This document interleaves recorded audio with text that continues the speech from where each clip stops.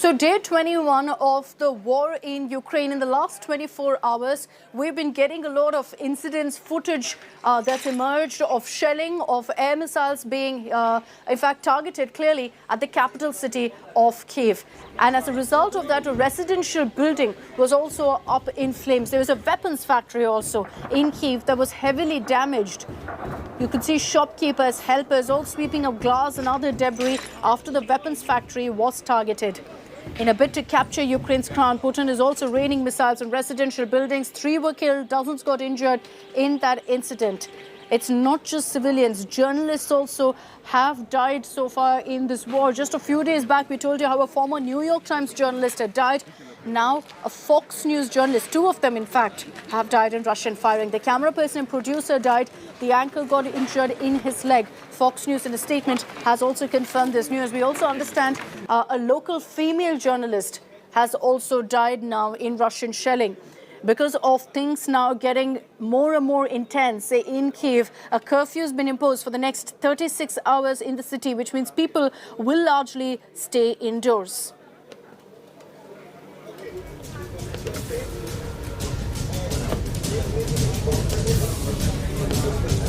І працювати кожному на своєму місці, кожному, в тому числі нашим представникам, нашій делегації у переговорах з Російською Федерацією. Це важливо. Складно, але важливо, тому що будь-яка війна завершується угодою. Зустрічі тривають. Як мені доповідають, позиції на переговорах звучать вже реалістичніше. Проте ще необхідний час, щоб рішення були в інтересах саме України. A bench on Curfew street. The street which used to be full of people in the heydays. Just before the war started, this street is full of people all the time. There are a lot of very nice bars, restaurants in the street, very big showrooms of all expensive things coming from Europe and all parts of the world. And right now, this street is totally deserted. You hardly see anyone in this street. There is going to be a complete curfew tomorrow onwards in Kyiv city from 8 p.m. today, that is 1 hour from now, till day after morning 8 o'clock, 60 hours complete curfew. Nobody is allowed to move out in these 60 hours, not even the press. And the reason for that, one could be because the shelling of the city has increased by the Russian forces. Maybe to avoid people getting hurt by this shelling could be one reason. But the more important reason, I think, is that there are a lot of special forces people from Russian army who are in the city, who entered the city before the war started. And there are also suspected Russian agents here, which can do sabotage activities, can create disruption anywhere, because the Ukrainian army will be busy now on the outskirts of the city fighting the Russian army, and that is the time these special forces people and these agents are likely to create sabotage activities and likely to get active. Besides this, in Kyiv city, the situation as of now is quite calm. For last 6 hours, no bombing, no air raids, no missiles whatsoever, unlike in the morning today when there were 2 big explosions and then shelling heard almost continuously for 1 to 2 hours. Now it is relatively calm, but that does not mean that everything is okay. Just 11 kilometers away from city on the outskirts, Russian army and Ukrainian army are fighting with each other. It's a fierce fighting going on. We cannot hear that in the city center right now, but it is going on as I'm talking to you. And it's a fierce fight for Kyiv now, because Russian army is slowly inching towards Kyiv, and they are almost on the at the entrance of the city now. So that is the reason probably this curfew has been declared, and that is the situation now in Kyiv city. This is Rajesh Pawar reporting from Kyiv city for India Today. Marina, what do you think is the situation of birds and animals in this war? I think the situation in Ukraine, it's not good because Look in the camera, please. more people left their pets on house and another place, and sometimes there are go out their pets to the play yard, I don't know in English. I think it's not normal, because pets don't have eat, pets They don't have food. You mean just don't have food? Israel don't have food. And I have now cats, one cat in my house, and I don't know what this cat, but I think this is cat who lived in a house.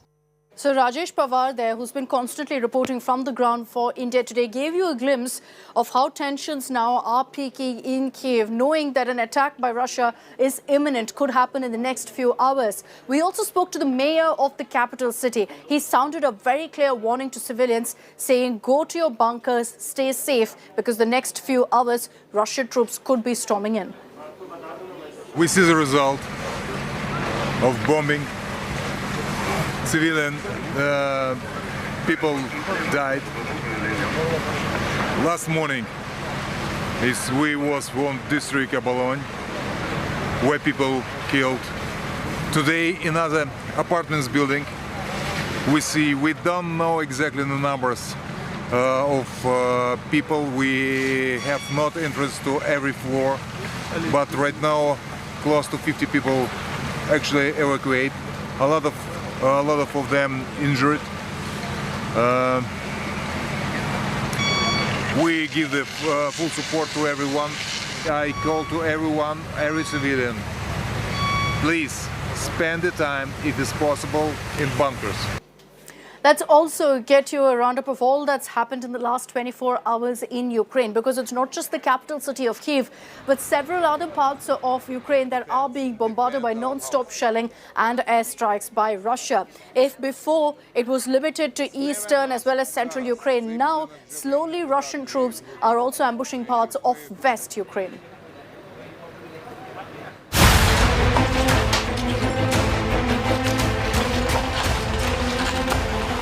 Death and destruction everywhere. From capital city Kyiv, complete building has been destroyed, and there was another blast which I saw just before this. It was in the middle of a road. Nearby buildings were damaged, but it fell on a broad road, so not much casualties. But here I believe few people have died and a lot of them were injured. to Ukraine's western city of Lviv. Air raid sirens up again, blaring in the city of Lviv. People have been going into the bomb shelters. Not many, quite a few of the apartments over here do not have bomb shelters, but the parking and the basements are where they're moving. Russian missiles are raining misery. This four-story residential building in Kharkiv was reduced to rubble in seconds, killing at least 2 people. Ukraine has alleged Russian airstrikes have made evacuation attempts dangerous.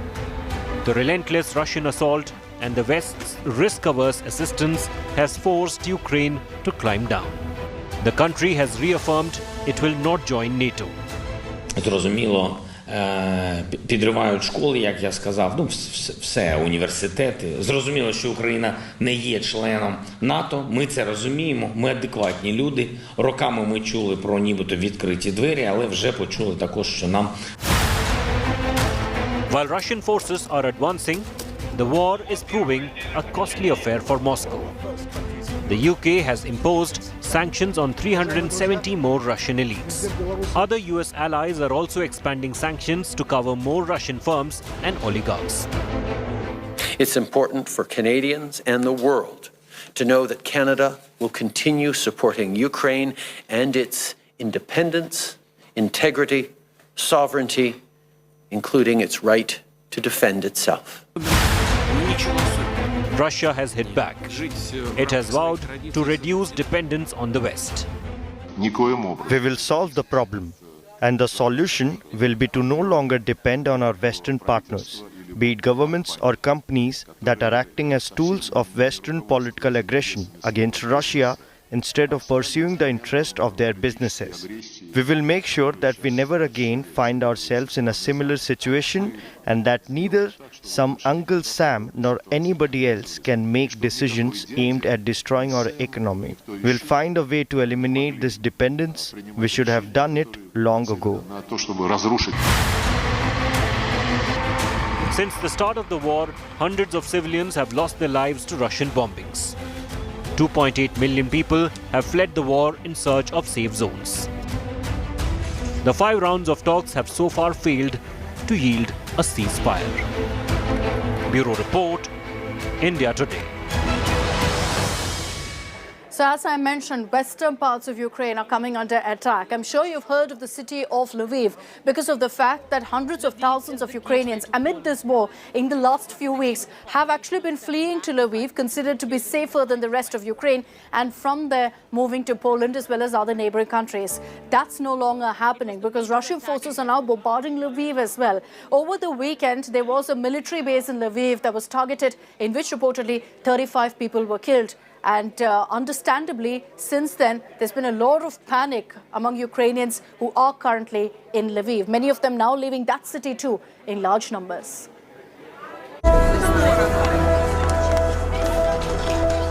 Lviv is the gateway to Poland. The city, with a population of 7 lakh, is sheltering 2 lakh people displaced by Russia's war on Ukraine.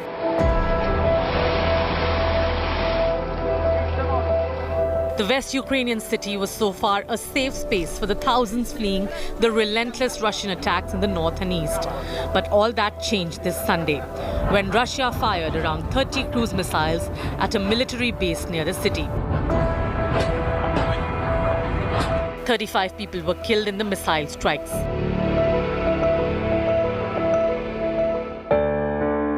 It was the major attack in western Ukraine since Russia launched its invasion.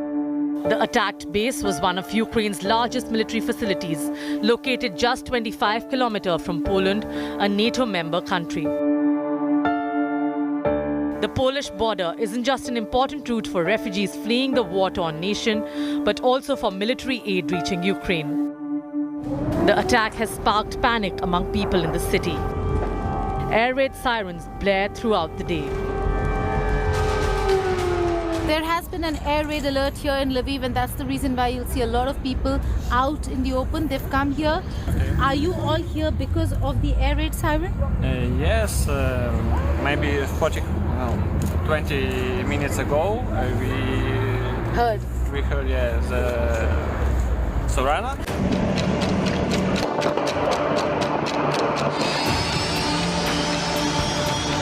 While Russia has mostly focused on North and East Ukraine in its first 20 days of war, the missile attack on the Lviv military base shows no city is safe anymore. Now citizens in Lviv are preparing to defend their city against any Russian advance. Largely, look, there was just an air raid siren, and after that air raid siren, everyone was underground. Now they've come up once again. With Geeta Mohan and Gaurav Sawant in Lviv, Bureau Report, India Today. What everyone's been talking about in the last 21 days in the course of this war is about the Ukraine fight back. How the common civilian, every single Ukrainian, has done everything they can to defend their homeland. Some people have chosen to fight back, staying back in Ukraine to fight for their cities. Those who even fled and gone to neighboring countries, they're in fact also trying to fight back. There have been videos that have emerged of how Ukrainians are stopping trucks from entering into Belarus, which is an ally of Russia. In our next report, we tell you all about the spirit of Ukrainians that's being hailed worldwide.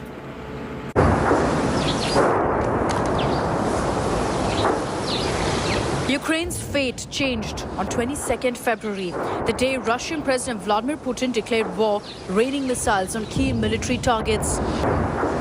Since then, the war has taken several turns. Russia, which claimed it's only targeting strategic targets, is hitting civilian structures in Ukraine. These pictures are proof. 20 days on, more than 2 million civilians have fled the war-torn country, triggering a massive refugee crisis in Europe.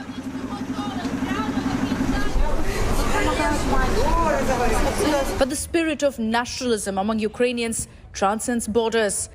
Refugees from Ukraine who are in Poland staged a protest, blocking trucks from crossing into Belarus, the neighbor who's hand in glove with Russia. Protesters called for stronger interventions from the European Union. They claimed the trucks and their cargo were not destined for Belarus, but Russia. In the 21st century, in 2022, Russia attacked a neighboring country and we are having a war in the middle of Europe. All we want is that Europe stops financing that war. As you can see, all we can do is stand in front of the trucks to block them from getting to the border.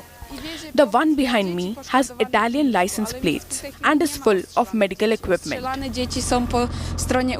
Crucial port city broke into an enthusiastic rendition of the national anthem as they filled sandbags to be used in defense against the Russian forces.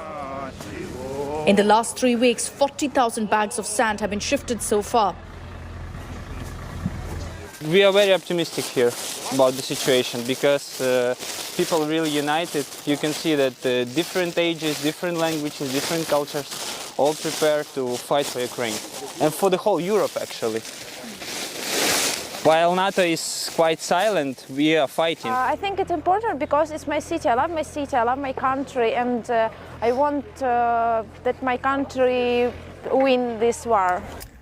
Let's go. Fighting for their motherland and ready to die, Ukraine's civilians have shown exemplary courage and valor to fight the invaders and keep them out. Bureau Report, India Today.